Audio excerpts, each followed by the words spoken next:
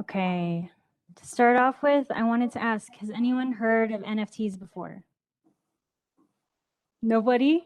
Okay. Oh, Raluca, kinda. Okay. And one more person there.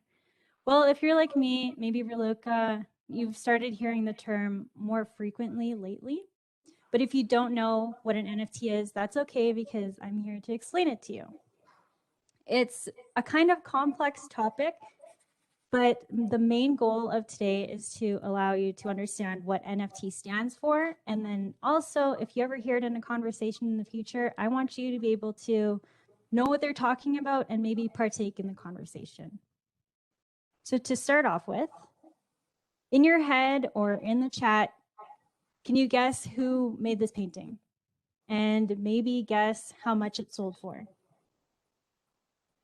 So if you guessed Monet, and in your head, if you think it sold for $54 million, then you were right. Now, this piece of art is a digital collage. Does anyone have any guesses for how much that would have cost? If you guessed that it would cost $15 million more than Monet's beautiful masterpiece, then you were right. But for me, that is kind of mind-blowing. But this piece of art on the right is an NFT. Now to break it down, I want to break down the acronym. So NFT stands for Non-Fungible Token, which if you hear it for the first time, it sounds like a bunch of gibberish. So I'll break it down a little more. So something that is fungible is something that is interchangeable. It's things like currency or precious metals. So if I have a $20 Canadian bill and so does Raluca and we trade it, we both have $20. It was interchangeable. Something non-fungible is something that is unique, something rare, something like that baseball card that you're looking at. That baseball card is one of a kind, and it's worth more than $3 million. So non-fungible is something unique and non-interchangeable. And the last word in NFT is token. And in this case, it refers to a digital certificate. So what are NFTs? Like I said, it's a very complex topic, but I have a couple of sentences to break it down. And if this goes over your head the first time, that's okay because it did for me. But NFTs are digital assets or intellectual property that are publicly verifiable and authenticated on a blockchain. That, to me, when I read it for the first time, was like, what the heck is that? Okay, so that collage that you saw is a digital asset. It's a piece of intellectual property that an artist created. And their ownership is shown and verifiable on this thing called a blockchain. Now, blockchain is a digital ledger where every transaction is recorded publicly and is stored as a block. But these blocks are basically units of data. And like I said, it's publicly verifiable. So we can see who created that piece of art and who they sold it to. And it's verifiable across the world.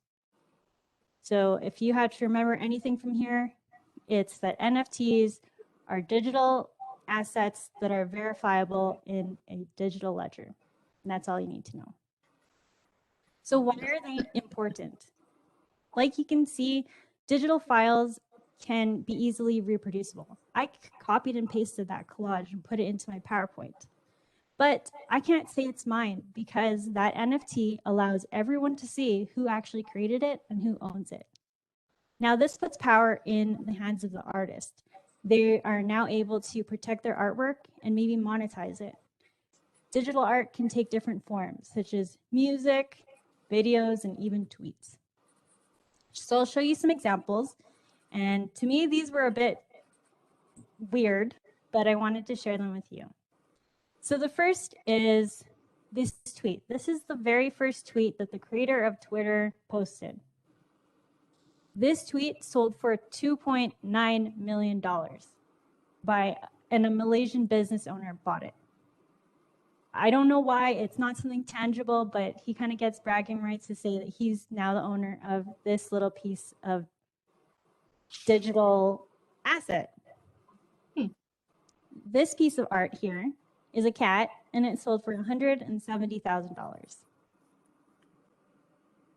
This art here is by an artist in Toronto that I actually follow, and he recently just sent this out and said he's getting into the NFT world, and it's now being auctioned off starting at $400. So there's different price ranges. And then lastly, I have this example of a GIF, so it's this moving image. This sold for $590,000. So it's a little crazy that we're looking at these things for free right now. They're different copies, but people are buying the original verifiable asset for loads of money.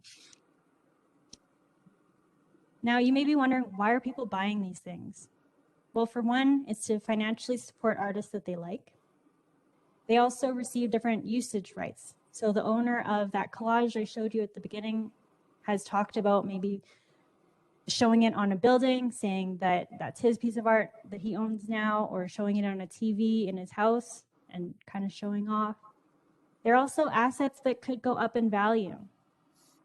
And then lastly, bragging rights. If you live in this world where people know what NFTs are, then you can say that maybe you're the first owner of the first tweet ever. And the future of NFTs is unknown. We don't really know what's going to happen to them. They started becoming popular in 2017, and you may be hearing of it more and more. But I do think that artists will start creating and selling more NFTs in order to make a little bit more money.